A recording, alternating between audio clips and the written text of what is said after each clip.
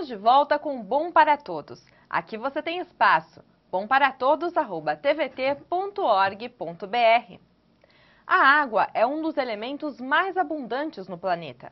Apesar disso, segundo a Organização Mundial de Saúde, a OMS, nos países em desenvolvimento, 70% da população rural e 25% da população urbana não dispõe de abastecimento de água potável. Usar a água de forma racional é obrigação de todos. Está aqui conosco Renato Tagnin, ele é arquiteto especializado em planejamento metropolitano. Olá, Renato, muito obrigada pela sua presença. Obrigado a vocês. Renato, como estão os recursos hídricos do Brasil? Bom, o Brasil ele tem, na média, uma grande quantidade de água, quase 12% do que existe no mundo em termos de água doce. A questão é que essa água está distribuída de forma desigual no país. A Amazônia, que tem muita floresta, muita área, pouca gente e chove muito, tem bastante água. Aqui no Sudeste, onde a gente vive, há uma escassez muito grande, porque existem muitas pessoas e apesar de chover muito, a quantidade de água que cai, se dividida pela população, ela dá muito precária essa disponibilidade. Então, as nossas dificuldades não estão na média do país, que é abundante, mas nos locais onde as pessoas vivem. Renato, os programas existentes de conscientização e uso racional da água, eles têm funcionado? A maior parte da água que nós utilizamos hoje está na agricultura, né? Que, através dos seus sistemas de irrigação, consegue usar e gastar e desperdiçar muita água. Quer dizer, isso é onde a gente perde muita água. Outra área onde a gente perde muita água é no consumo de produtos crescente. O nosso consumismo é crescente e vai muito além dos limites da natureza de conseguir produzir, sustentar essa produção. Então a água que nós conseguimos economizar em casa, fechando as torneiras, usando de forma racional, é muito importante. Porém, a gente deve ir muito além. Deveremos discutir exatamente que tipo de produtos nós precisamos realmente, porque nesse processo de produção vai muita água que nós não sabemos e é onde nós perdemos mais. Renato, que medidas devem ser tomadas a curto prazo para a preservação da água potável da terra? Em primeiro lugar, informação, não é? Existe um desconhecimento muito grande em relação às dificuldades que nós já enfrentamos. Aqui nas regiões metropolitanas, em São Paulo em particular, nós temos a maior escassez de água por habitante. Então, nós precisamos passar essa informação para a população para que ela comece a tomar cuidado com isso e também cobre às autoridades algumas medidas importantes, como, por exemplo, a proteção das fontes de suprimento de água que está sendo muito precária. As fontes estão sendo destruídas ao redor de quase todas as grandes regiões e cidades, por loteamentos, por agricultura, por mineração, e sem a vegetação a água vai embora. Renato, toda semana uma equipe da TVT vai ouvir o que as pessoas querem perguntar sobre o assunto do programa. Vamos ouvir agora a primeira pergunta.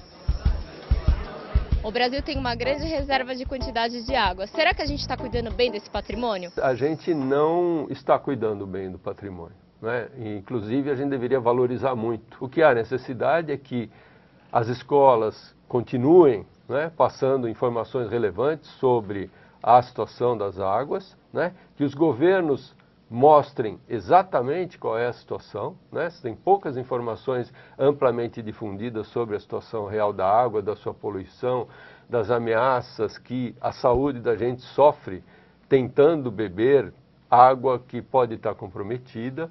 Então nós precisamos dessa informação para que a população se engaje no movimento, inclusive político, de pressionar as autoridades para que se coloque dinheiro em projetos que consigam proteger esse patrimônio. A próxima pergunta é da Thaís, vamos ver. Que políticas públicas existem sobre o consumo consciente de água? Existem algumas iniciativas, ainda não há um tamanho dela suficiente para abranger toda a população, todas as atividades econômicas. É uma desproporção muito grande entre a economia completamente liberalizada, que vai para onde quer, na prática, é só verificar os mapas das tendências e para onde está indo a agricultura, indústria, pecuária, mineração, né, sem limites, e de outro lado, algumas pequenas iniciativas recortando o Brasil com alguns parques sem possibilidade de manutenção e proteção das águas, por exemplo, que ali estão além da biodiversidade. Vamos ouvir a próxima pergunta. Por que no Brasil tem tantos rios, tanta água, represa e muita gente no Brasil não tem água potável? A existência dos rios nas cidades não resolve automaticamente a questão do abastecimento. É necessário que, em primeiro lugar, esses rios estejam protegidos, porque a água, quando ela chove, ela lava o território e tudo que houver de sujeira no caminho, ela arrasta consigo. Então, é necessário proteger os rios e depois realizar uma série de serviços de saneamento. Existem nas áreas mais antigas das cidades alguma infraestrutura de saneamento, mas que, em face do crescimento da população, né, em face de que essa população vai sendo expulsa para a periferia, não há a extensão das infraestruturas de saneamento. E deve haver também um cuidado maior no acompanhamento da qualidade da água, para que as pessoas que já tenham recebido essa água do abastecimento tenham ela garantia de qualidade. A próxima pergunta é da Beatriz, vamos ver. Que importância tem nossos rios no futuro do abastecimento das águas? A maior parte do nosso abastecimento provém de água superficial, portanto, rios e represas, reservatórios, né? A gente deve proteger muito essas águas, porque muitas estão sendo perdidas, porque a péssima qualidade faz com que ninguém consegue beber água no mar, porque ela é salgada, portanto não serve. Ninguém consegue beber água poluída sem gastar muito dinheiro tentando filtrá-la. Então, o futuro do nosso abastecimento depende da proteção dos rios. Vamos ouvir mais uma pergunta da população. Nas grandes cidades, a qualidade da água não é muito boa, por quê? A qualidade não é boa porque a cidade tem várias fontes de poluição. Por exemplo, a sujeira que a gente acaba não vendo coletada pelo poder público, a sujeira que às vezes a gente deixa cair, entre aspas, na rua ou nos terrenos baldios, aquele lixo que a gente tenta esconder em algum buraco, tudo aquilo é lavado pela água da chuva, porque a água dissolve tudo, não é? Quando chove, ela lava toda a sujeira e leva para onde? Para os lugares mais baixos, que são os rios. Então, para limpar um rio, a cidade tem que ser limpa. O Hugo tem uma dúvida, vamos ver. O esgoto que é despejado nos rios e represas polui a água. O que pode ser feito? Hoje nós temos muitas soluções nas habitações que não estão conectadas ao sistema de esgotos. Então, esse sistema de esgotos não recebe essa sujeira. Essa sujeira segue pelo canal de drenagem, pelo bueiro, pela fossa, pela boca de lobo, e aí vai chegar aos rios. Então, há necessidade que a gente observe bem onde está sendo ligado o nosso esgoto.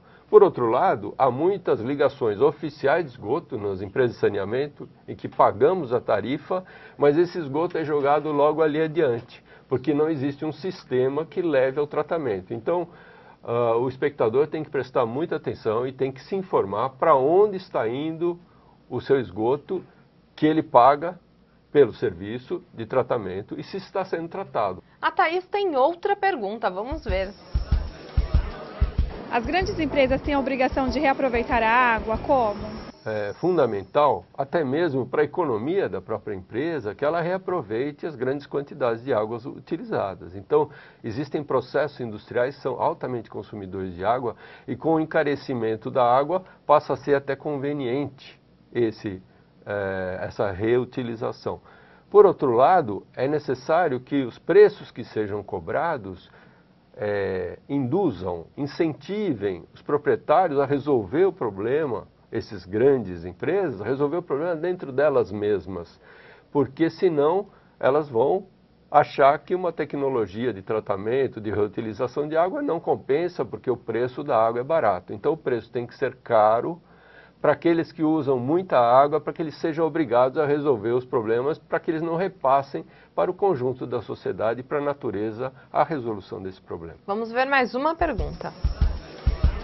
O que o governo tem feito para preservar nossas reservas de água? O Brasil é grande, o Brasil precisa de grandes soluções. O Brasil precisa, por exemplo, de uma reforma tributária sustentável, ou seja, o Brasil precisa que impostos elevados sejam pagos por aqueles que poluem, por aqueles que deixam de proteger as águas. Isso vai redirecionar a economia para um uso mais tranquilo, sustentável dos nossos recursos, incluindo a própria água. A próxima pergunta é da Stephanie, vamos ver. O que o governo deve fazer para evitar o desmatamento? Bom, várias coisas podem ser feitas. Em primeiro lugar, uma que eu estava me referindo há pouco é de criar tributos para todos aqueles que avancem no desmatamento. É claro que a aprovação da reforma do Código Florestal, no sentido de destruir a proteção, não pode ser apoiada pelo povo brasileiro. O povo brasileiro já se manifestou através do Datafolha, 80% são contrários ao aumento do desmatamento no Brasil. Acontece que os nossos políticos, em especial a Câmara dos Deputados, aprovou um projeto de reforma do Código Florestal que derruba essa proteção, que compromete o nosso futuro. Assim sendo, é necessário que os brasileiros se coloquem claramente. Existem muitas organizações governamentais e não governamentais que estão se posicionando, convidando a população para brigar pela proteção das florestas. E isso é essencial. Nesse momento, nós estamos num momento decisivo no Brasil. Vai ser uma página virada se nós conseguirmos aprovar essa reforma que derruba as nossas florestas. Isso não pode ser permitido. Renato, eu gostaria que você deixasse uma dica aqui no Bom para Todos para os nossos telespectadores. Existem muitas informações importantes sobre a água, algumas delas nos ajudam a compreender como está o placar mundial em relação à água. Então, se o ouvinte puder acessar os sites da ONU, por exemplo, a Organização das Nações Unidas, ali nós temos vários programas, como, por exemplo, o Programa de Conservação do Meio Ambiente, o Programa de Educação e outros, que vão permitir o acesso a informações básicas sobre água, que vão poder, o ouvinte, o leitor, o telespectador, vai poder compartilhar com outras pessoas para que a gente realmente se preocupe. Não é? Se eduque, né, Renato? Exatamente. Renato, muito obrigada pela sua presença aqui no Bom para Todos. Obrigado, Maria. No próximo bloco, o coordenador do Programa de Uso Racional da Sabesp, Edson Geraldo Vitorino Souza, vai dar dicas de como podemos usar a água de forma racional. Voltamos já!